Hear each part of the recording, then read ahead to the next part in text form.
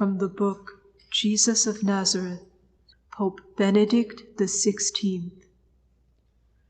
And he was transfigured before them, Mark says quite simply, going on to add somewhat awkwardly, as if stammering before the mystery, and his clothes became radiant, intensely white, as no one on earth could bleach them.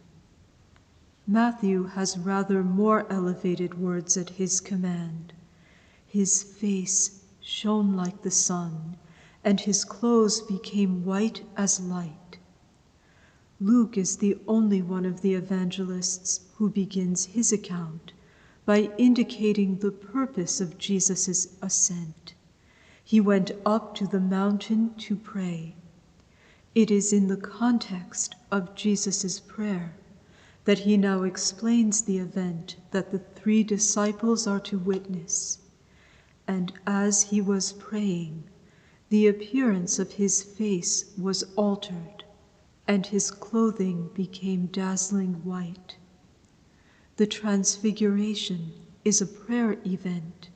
It displays visibly what happens when Jesus talks with his Father, the profound interpenetration of his being with God, which then becomes pure light. In his oneness with the Father, Jesus is himself light from light, the reality that he is in the deepest core of his being, which Peter tried to express in his confession. That reality becomes perceptible to the senses at this moment. Jesus' being in the light of God, his own being light as Son. At this point, Moses and Elijah appear and talk with Jesus. They appeared in glory and spoke of his departure, his exodus, which he was about to accomplish in Jerusalem. Their topic of conversation is the cross, but understood in an inclusive sense as Jesus' exodus, which had to take place in Jerusalem.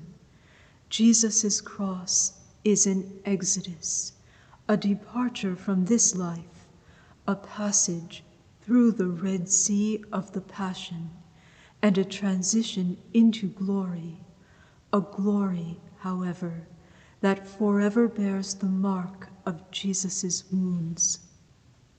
And a cloud overshadowed them, and a voice came out of the cloud. This is my beloved Son, listen to him. The holy cloud, the Shekinah, is the sign of the presence of God himself. The cloud hovering over the tent of meeting indicated that God was present. Jesus is the holy tent, above whom the cloud of God's presence now stands, and spreads out to overshadow the others as well. The scene repeats that of Jesus' baptism, in which the Father himself, speaking out of the cloud, had proclaimed Jesus as Son. You are my beloved Son. With you I am well pleased.